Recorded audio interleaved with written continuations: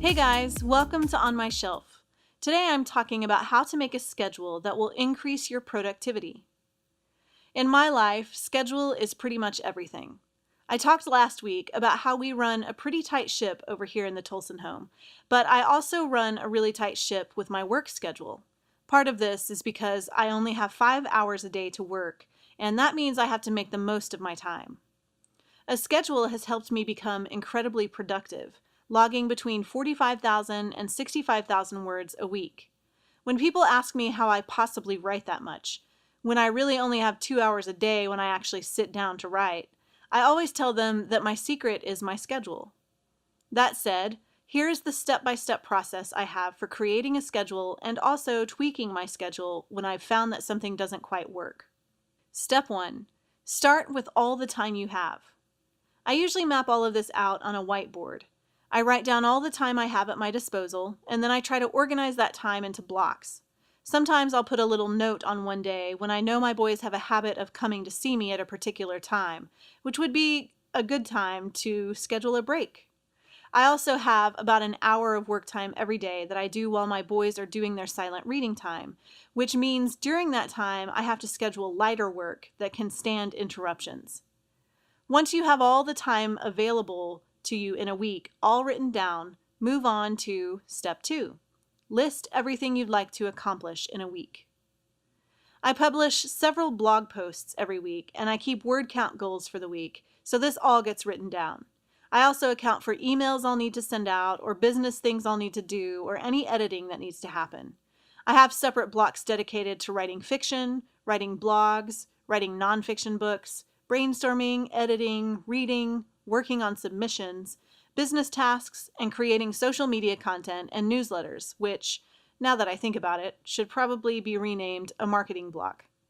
Each of these blocks gets scheduled on a particular day at a particular time. Because I'm a writer, a writing block is included in every single day, because writing is all about consistency and practice. But I'm getting a little ahead of myself, because that's actually step 3. Match what you'd like to accomplish in a week with your blocks of time available, as if you're putting together a puzzle. I'm weird because this is actually my favorite part. I love trying to see what's going to go where, and even after I've tried it for a week, I actually get a little excited if it doesn't quite work for me, because that means I get to take the puzzle apart and do it all again. This might seem like an annoying, time-consuming process, especially since oftentimes we'll have to tweak our schedule. But I found that not only has my creativity blossomed because of my schedule, but I get so much more done. There are fewer distractions because I know that between 7:30 and 9:30 every Friday morning I'm writing, which means if my phone rings or someone emails me or I get a social media notification, I don't pay the least bit of attention to it until I reach my scheduled social media time for the day. That's been invaluable to increasing my word count and the amount of projects I'm able to finish in a year. This year I made it my goal to write 2 million words. That's a huge goal with only 25 hours a week. And I take every 7th week off from writing. I knew at the beginning of the year that meant I was going to have to be really smart with my time. We're a little more than halfway through the year, and I'm sitting at 1,329,068 words. I'm pretty sure I'm going to make my goal. One more word here. For those of us who are, like me, a little rigid in our schedules and such, I have to say don't be afraid to adjust your schedule. I'm constantly adjusting mine because I find that I get too fatigued with too much of one thing in one place, or there's a particular time of the day when it feels more natural to work on something else or to schedule my reading time. And sometimes life will demand more from us, so we'll have to sacrifice work. But we'll always have a baseline, which is the most important starting point.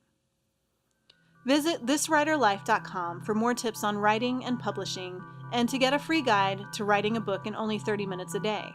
If you have any questions about the craft of writing, creativity, or publishing, leave them in the comments. For more On My Shelf, subscribe to my YouTube channel. Thanks for watching.